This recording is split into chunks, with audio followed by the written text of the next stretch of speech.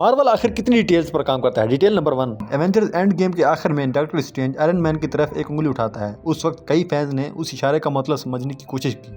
कुछ ने कहा यह था कि तुम एक आखिरी वार करो तो बच सकते हो, या ये कि ऊपर से हमला करो क्योंकि थानोस उड़ नहीं सकता, और ये भी कि हल्क के पास भी एक हाथ कम है। लेकिन क्या इसके पीछे कोई और मतलब था?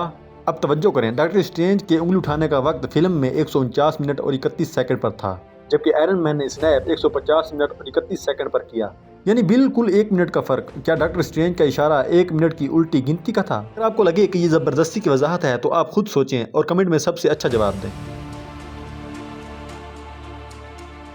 डिटेल नंबर 2, मार्वल के तमाम सुपर हीरोज में स्पाइडरमैन अपनी गुर्बत के लिए मशहूर है।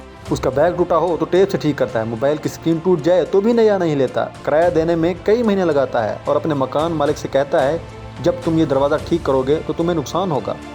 लेकिन स्पाइडरमैन 3 में जब पीटर पार्कर पर वैनम का कब्जा होता है तो वह एक स्टोर में जाता है और वहाँ से एक इंतहाई स्टाइलिश सूट खरीद लाता है। अब ये सवाल है कि पैसों के बगैर उसने सूट खरीदा कैसे?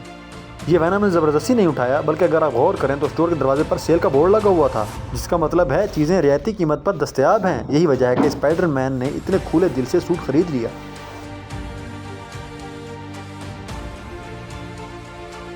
तफसील नंबर 3, फिल्म आयरन मैन 2 में जब जस्टिन हैमर स्टेज पर आता है और तकरीर करता है तो स्क्रीन पर हैमर लिखा हुआ होता है, जिसका मतलब है हथौड़ा। और मजीद ये कि बैकग्राउंड में एक मीनार जैसा निशान भी नज़र आता है जो एसगार्ड के साथ मुमासलत रखता है। इससे जाहिर होता है कि मार्वल ने थोर 1 की रिलीज़ के लिए कितनी मेहनत की।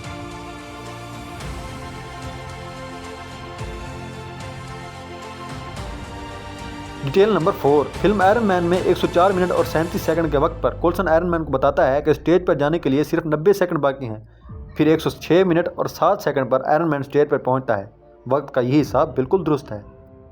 Detail number 5, film captain Marvel में जब निक फ्यूरी अपनी शील्ड की आईडी दिखाता है तो उस पर उसकी तारीख पैदाइश 4 जुलाई 1950 दर्ज होती है, जबकि captain America the first Avenger के आगाज़ में कमज़ोर स्टीव रॉजर्स फौज में भर्ती होता है। उसकी फ़ाइल में उसकी तारीख पैदाइश 4 जुलाई 1918 लिखी होती है। यहाँ से मालूम होता है कि कैप्टन अमेरिका और निक फ्यूरी की पैदाइश एक ही दिन हुई थी।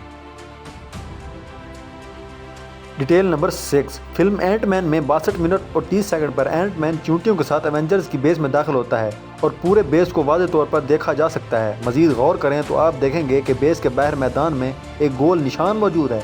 ये निशान मध्यम है लेकिन मौजूद है। ये निशान एवेंजर्स एज ऑफ अल्ट्रॉन के इख्तिताम पर उस जगह का है जहाँ थोर ने रेनबो ब्रिज के ज़रिए ज़मीन छोड़ दी थी। अगरचे काफ़ी वक्त गुजर चुका था लेकिन वो जगह अभी भी मुरझाई हुई थी। अगर ये डिटेल ना होती तो मैं कोई शिकायत ना करता, लेकिन मार्वल ने ये शामिल की जो उनकी बारीकियों पर तवज्जो को जाहिर करता है।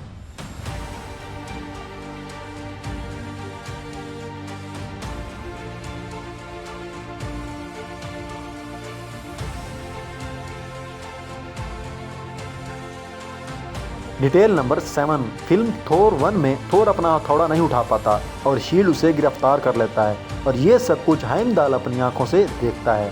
अगर आप गौर करें तो हेमदाल की आंखों में नीली रोशनी का एक दायरा नजर आता है जो शील्ड की आर्जी रिसर्च बेस से मुशाबहत रखता है, जबकि थोर का हथौड़ा वहीं रखा गया था।